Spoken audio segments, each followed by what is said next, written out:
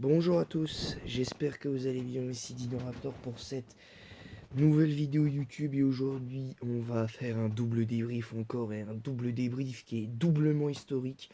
La qualification du Maroc 1-0 face au Portugal et la qualif de l'équipe de France face aux Anglais 2-1, c'est parti.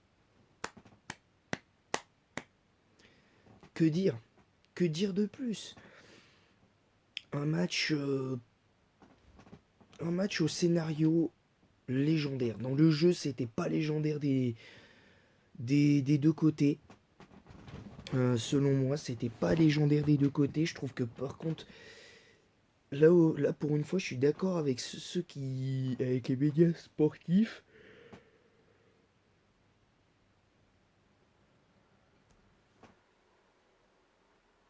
C'est c'est particulier et évidemment,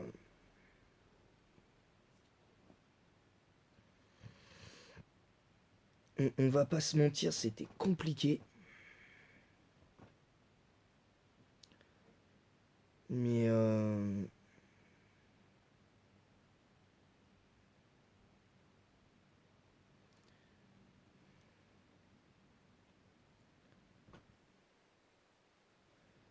après maintenant,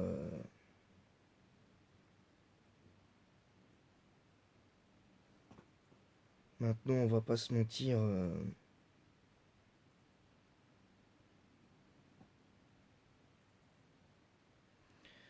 Maintenant, très très honnêtement, on va commencer par Maroc. On va commencer par Maroc-Portugal, vu que c'était le match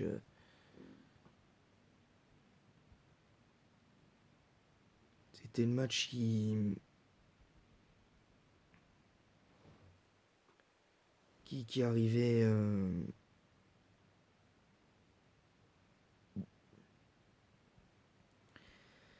Donc, on va pas se mentir, c'était un match historique côté marocain. Y a rien à dire de plus. Moi personnellement,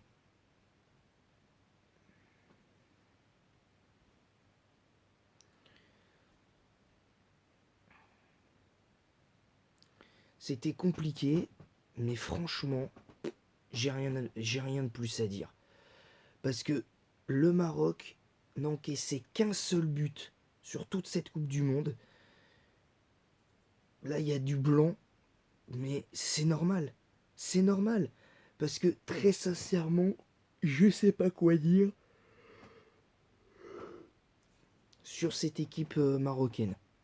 Alors évidemment, là, je vais pas vous mentir, et j'ai pas peur de le dire même, le vainqueur de cette Coupe du Monde sera sur le match France-Maroc. Je vous l'annonce, le vainqueur de cette Coupe du Monde sera le vainqueur du match France-Maroc. Après, vous pouvez dire que le vainqueur de la compétition, ce sera le match sur le match Angleterre-Croatie. Sur le match Argentine-Croatie. D'ailleurs, je vous rappelle qu'on fera un débrief aussi de ce match entre l'Angleterre et entre l'Argentine et la Croatie, pardon. On fera un débrief de ce match. Mais non, franchement, c'était incroyable. Le scénario, tout était incroyable dans le match du Maroc.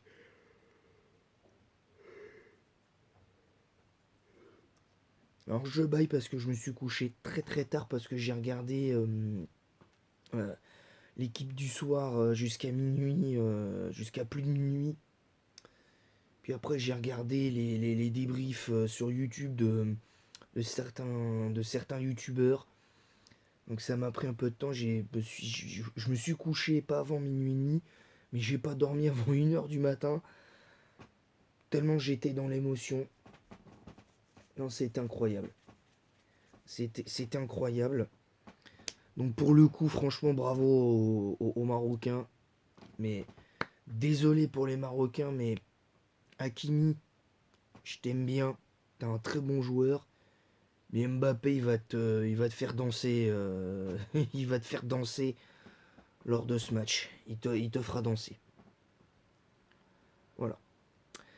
On va passer maintenant au match de l'équipe de France. Et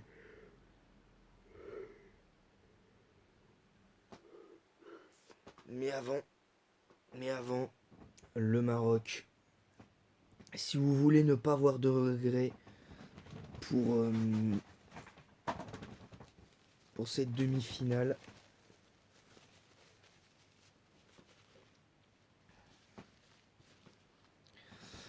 euh, ne soyez pas complexés. Ne soyez pas complexés, jouez avec vos forces, donnez-vous à fond.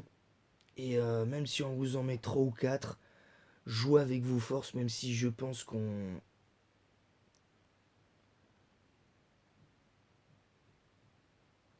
C'est comme ça, c'est... Qu'est-ce que vous voulez? C'est comme ça, et faut l'accepter, et voilà. Alors avant de démarrer le débrief du match Angleterre-France, je dois passer un message. Euh, je dois passer un message aux supporters anglais qui, qui ont sous-entendu que l'arbitre avait pris des décisions injustifiées, mais je suis désolé, mais sur l'action d'Upamecano, il y a effectivement par contre une faute, mais de là à dire qu'il y avait pénalty, je suis désolé, la faute elle est faite en dehors de la surface de réparation.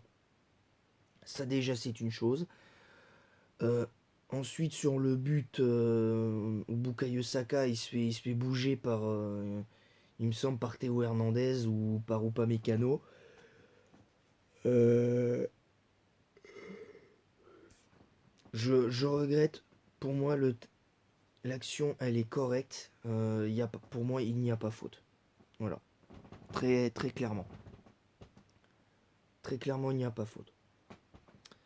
Après ça aurait pas été un scandale qui la siffle parce qu'il y a quand même un contact, mais c'est pas non plus important. Du côté français, j'ai trouvé les demi-temps assez intéressantes, enfin peut-être plus la première que la deuxième, parce que moi par contre, contrairement à certains, j'ai trouvé que la première mi-temps était clairement française, la première mi-temps.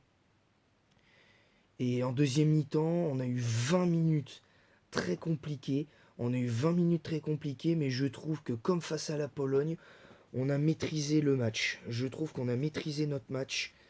Peut-être pas défensivement, on n'a peut-être pas maîtrisé le match défensivement, mais sur le reste, au milieu de terrain et en attaque, on a maîtrisé. Pour moi, on a maîtrisé ce match au milieu de terrain et en défense, et en attaque. Parce que Bellingham, je m'attendais à ce qu'il fasse un plus gros match que ça, il l'a pas fait. Du côté Declan Rice, dès l'instant qu'il a été pris pour cible à un moment clé du match, ben ça suffit. Clairement, ça a suffi. Et puis, ben, évidemment, derrière, ben, sur les côtés, on a été pris plusieurs fois. On n'a pas géré sur les côtés. J'ai trouvé, à part peut-être Koundé, qui a été meilleur que Théo Hernandez pour le coup. Pour moi, Upamecano et pour, pour, pour moi, très clairement, Varane a été incroyable, a été quasi exceptionnel sur ce match-là. Le match face au, ensuite, Upamecano, à part quelques erreurs, moi je l'ai trouvé vraiment, vraiment très bon. Upamecano, à part sur deux trois situations, il aurait pu s'éviter une faute. Voilà, c'est comme ça. Euh, En ce qui me concerne, euh, même si je dois avouer que j'hésite, l'homme du match pour moi très clairement se joue entre Giroud et l'homme du match pour moi l'homme de ce match, celui qui a surnagé.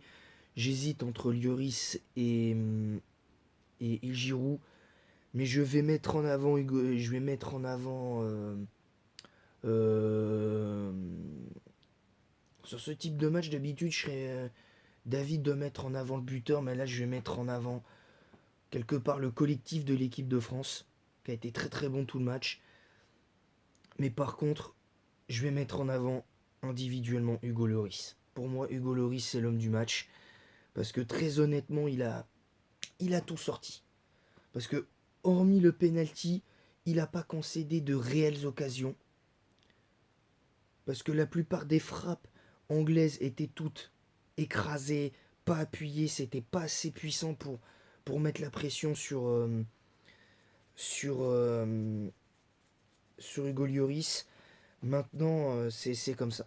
C'est comme ça et maintenant, faut faire attention. Très clairement. Maintenant, on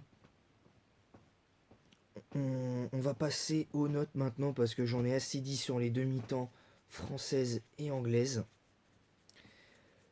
Et il va y avoir des choses à dire sur les notes parce que moi, encore une fois, je trouve que quand les notes, que ce soit sur Eurosport SoFoot ou même à l'équipe, je trouve que vous mettez les notes vous faites vos notes à l'arrache et vous comprenez rien. Je vous le dis, je vous le dis comme ça, j'ai pas honte de le dire. Vous faites vos notes à l'arrache, très clairement. Donc voilà. Alors Hugo Lloris, 8. Alors moi je suis désolé, mais moi 8 c'est pas assez. Parce que pour moi, à part le penalty, dans ses prises de balles aériennes, il a été très très bon. Dans son jeu au pied, c'est là où je regrette, mais pour moi, le jeu au pied est primordial pour un gardien de but. Après, c'est sûr que un gardien de but dans le jeu au pied, avec son jeu au pied, il doit pas trop prendre de risques. Mais là, on l'attendait sur ce match-là. Hugo Lloris, je dois avouer que c'était le joueur que j'attendais vraiment le plus sur ce match-là. Peut-être plus que les autres joueurs, que ce soit Tchouaméni, Mbappé, Giroud, etc., etc. Mais là, il a... Non, franchement, merci Hugo. Pour moi, tu mérites la note maximale. Et pour moi, tu mérites un 10 sur 10, Hugo Lloris. Parce que là, mon Hugo, t'as été franchement incroyable. Dans toutes les prises de balles, t'as été sur les coups de pied arrêtés, t'as été bon.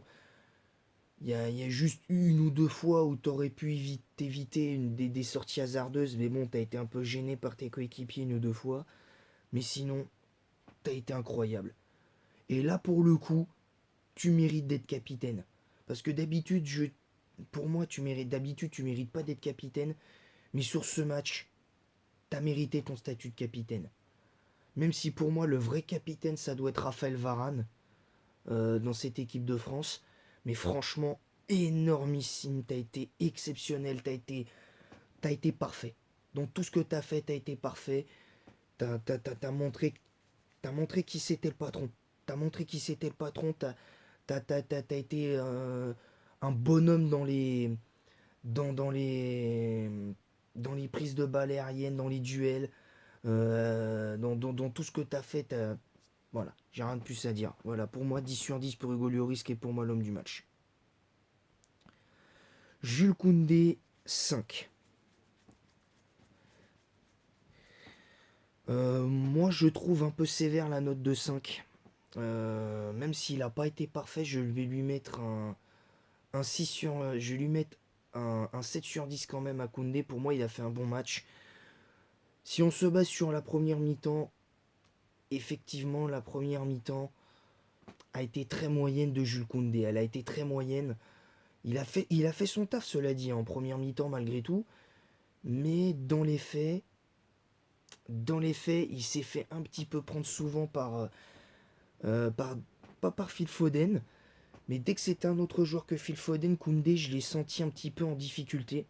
Mais pour moi, il a fait son taf. Pour moi, il a fait son taf. Après, par contre, au niveau relance, va falloir qu'il travaille ça, mais sinon, pour moi, il a fait son match. Raphaël Varane 6, moi je suis désolé, je suis pas du tout d'accord avec cette note. Très clairement, moi je lui mets un gros 8. Un gros 8 pour Varane. Très clairement, il a maîtrisé son match du début à la fin. Dayo Upamecano, moi je lui mets 7. Parce que même s'il a été un peu plus fébrile en seconde mi-temps, pour moi il a fait son match. Pour moi, il a fait son match et il a, il a fait son match et très honnêtement, euh, c'est après c'est sûr qu'il peut faire beaucoup mieux Upamecano, mais attention, attention quand même. Voilà. Théo Hernandez 3, bah là pour le coup,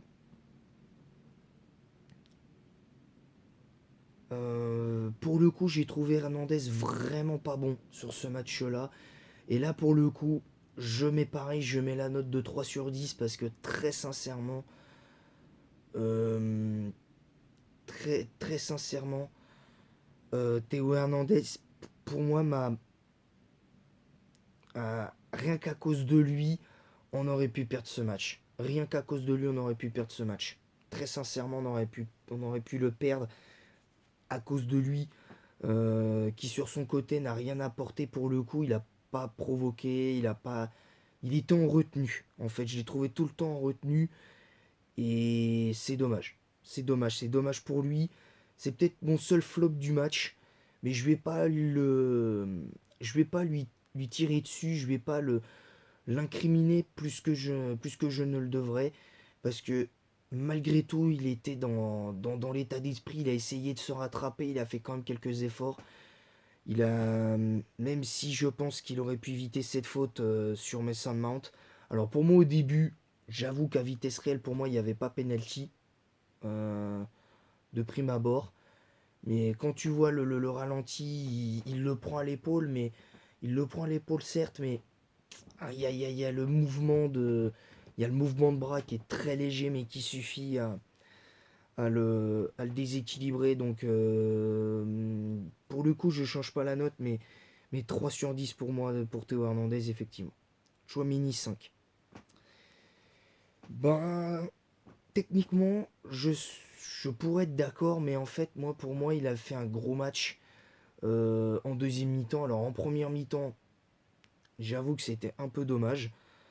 Son début de deuxième a été un petit peu compliqué avec ce penalty provoqué. Mais sinon, euh, ben pour moi c'est 6. Pour moi c'est 6 sur 10. Je l'ai trouvé correct, mais je l'ai trouvé bon, mais sans plus. Très clairement. Et quand je vois ce que la petite partie post-scriptum en bref de l'excellent et du très médiocre, bah, j'avoue que pour le coup, tout le temps on a été en difficulté pendant ces 20 minutes où on a été très sérieusement mis en danger par cette équipe anglaise. Ben, Chouamini, il n'était pas dedans. Chouamini n'était pas dedans. Rabiot,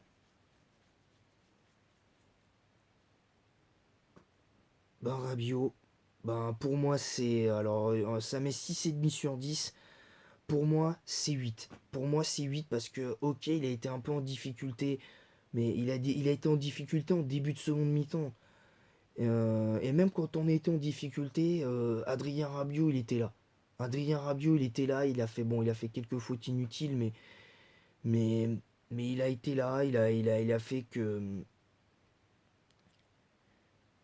c'est dommage parce que par contre dans l'état d'esprit, dans la combativité, c'est quand je lis ce que dit Eurosport, beaucoup de fautes, mais si tous les bleus avaient été à son niveau dans le combat, le match aurait été plus simple. Oui, ça c'est vrai que par contre, si certains bleus avaient été au niveau en termes de combativité, je pense que Théo Hernandez, il n'a pas cette note de 3 sur 10.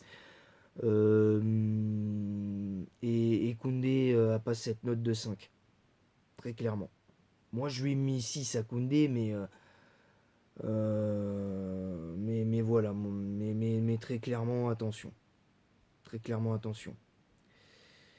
Alors, Griezmann, 8,5 sur 10. Alors, moi, si avec moi, je vous le dis honnêtement, c'est pas la note que je lui mettrais. Mais très honnêtement, en première mi-temps, je l'ai trouvé horrible, Griezmann. Je l'ai trouvé horrible. Je l'ai trouvé. en dessous de tout en première mi-temps, Antoine Griezmann. Je l'ai trouvé en dessous de tout. Je trouve il était retombé dans ses travers. En plus, il a pris un carton jaune très, très, très stupide. Et honnêtement, c'est un miracle parce que les autres fautes qu'il a fait en deuxième mi-temps aussi, ça aurait pu lui valoir un jaune et il aurait presque dû sortir du terrain, Antoine Griezmann. Mais bon, après, il a. Mais sinon, en deuxième mi-temps, il a. Je sais pas ce qui s'est passé, mais en deuxième mi-temps, c'était pas le même Griezmann. En deuxième mi-temps, ce n'était pas le même Antoine Griezmann. C'était un autre joueur. J'ai retrouvé le. C'était le même Antoine Griezmann que depuis le début de la compétition. C'était le même Griezmann. Il a retrouvé son jeu, il a retrouvé sa percussion, il a cassé quelques lignes, il a récupéré un nombre incalculable de ballons, même en première mi-temps, même si sa première mi-temps était nettement moins bonne. Mais franchement, il a fait. C'est dommage. C'est dommage très clairement pour lui, mais je dois avouer que 8,5 sur 10, c'est, c'est, c'est mérité techniquement. Techniquement, c'est mérité, mais moi, je vais pas lui mettre 8,5, je vais descendre légèrement en dessous, je vais lui mettre 8. Effectivement, parce que il a pas été parfait, mais il a fait un très bon match dans l'état d'esprit. Il a été là. Il a deux, trois fois, je l'ai vu rameuter ses coéquipiers. Il a fait son. Pour moi, il a fait un gros match en deuxième mi-temps. Pour moi, il a fait un match. Il a fait un gros match. Et en plus de ça, pour moi, ce qui sauve le match de Griezmann en grande partie, c'est ses deux passes décisives, notamment la deuxième passe décisive où Théo Hernandez, le Serbien, il fait une superbe passe, mais derrière, voilà, Giroud, il conclut de la plus belle des façons. En plus, il était tellement heureux, Giroud, que j'avais envie de pleurer pour lui. Ousmane Dembélé, 4,5 sur 10. Alors, pour le coup, je suis assez d'accord parce que Ousmane Dembélé, il avait bien commencé, mais vraiment très bien commencé. Mais sinon, dans les faits, Dembélé, match très moyen. Match très moyen de Dembélé. Mais je vais pas l'enfoncer. Je vais lui mettre quand même une note au-dessus. Malgré tout, je vais lui mettre 5. Pour moi, il a été moyen. Pour moi, il a fait une meilleure deuxième mi-temps avant sa sortie. Euh, pour moi, il a fait une meilleure deuxième mi-temps avant sa sortie. Mais pour moi, il a fait son match. Kylian Mbappé, 4 sur 10. Ouais, Mbappé, pareil. Pour moi, il a été insuffisant, mais il a été insuffisant parce que le fait que la tactique anglaise était surtout de museler Mbappé, bah, ça a payé pour le cas Mbappé, mais pour le reste de l'équipe, ça n'a pas payé. Je trouve que la tactique de museler Mbappé, bah, ça a été à double tranchant pour cette équipe anglaise. Ça a été à double tranchant. Et très honnêtement, non, franchement, il a fait ce qu'il devait. Même si je trouve qu'il s'est montré plus ou moins décisif, parce que je rappelle que sur le but de Chouamini, il initie un tout petit peu l'action. Il est quand même au départ de l'action pour.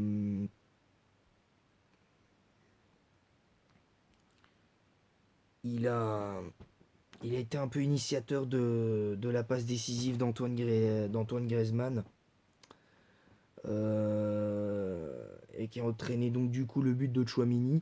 Mais sinon, à part ça, Mbappé n'a pas pu briller et c'est dommage. Mais je le mettrai pas dans mes flops. Je lui mets 5, mais pour moi, il n'a pas été clairement, il n'a pas été à son niveau.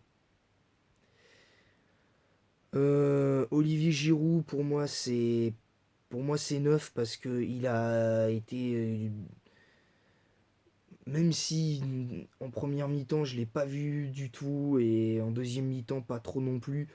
Mais à partir du moment où il a commencé à avoir des ballons, il a commencé à faire quelques remises, ben, il a fait son taf quoi. À partir de là, il a fait son taf, il a été incroyable.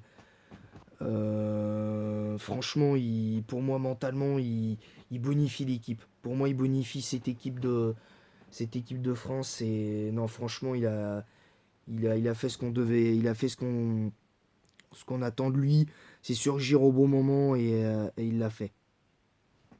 Voilà, pour moi, il l'a fait et pour moi, c'est ce qui compte. Pour moi, c'est ce qui compte. Et franchement, il le mérite. Très, très, très honnêtement, il le mérite.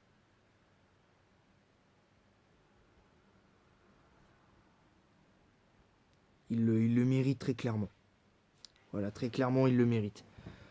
Voilà, bon, en tout cas, voilà, j'espère que ce débrief vous aura plu. Il a été un peu plus long que prévu, mais bon, entre la qualification historique et entièrement méritée du Maroc, très sincèrement, franchement, j'ai rien de plus à dire. Et puis notamment bah, la qualification euh, de l'équipe de France en demi-finale que je voyais quand même aller en demi-finale, même si je ne voyais pas gagner la Coupe du Monde et que j'étais pas très optimiste. Malgré tout, même si je reste moyennement confiant pour le titre à la fin, en sachant que tu as quand même potentiellement la Croatie pour une éventuelle revanche de la finale de 2018 ou la revanche aussi de 2018 mais en huitième pour un duel face à Messi en finale. Bah, ça va être très compliqué. Très sincèrement, je m'attends à tout. Je m'attends à tout et très franchement, ça va être. De toute façon, quoi qu'il arrive, la finale, elle va être légendaire, je pense. Dans tous les cas, que Messi, il- que ce soit Messi qui passe ou Luka Modric avec son équipe, ça va être très intéressant et on verra bien. Voilà, j'espère que ce débrief vous aura plu et merci. Bravo au Maroc. Bravo, bravo l'équipe de France. Euh, Bravo l'équipe de France aussi mentalement a été chercher ce match. Bravo à eux. Merci merci à vous. Franchement, voilà. Mais essayez de jouer avec un peu moins de complexe parce que aussi comme le Maroc, ne soyez pas complexés parce que je pense que là, à un moment donné, va falloir vraiment faire attention. Euh, va falloir faire extrêmement attention, mais voilà. Sur ce, je vous laisse. J'espère que ce double débrief vous aura plu et en attendant la prochaine, je vous dis à très bientôt et je vous donnerai rendez-vous du coup sûrement le lendemain, c'est-à-dire le 14 pour débriefer les deux demi-finales et en attendant la prochaine, je vous dis à bientôt et allez les bons.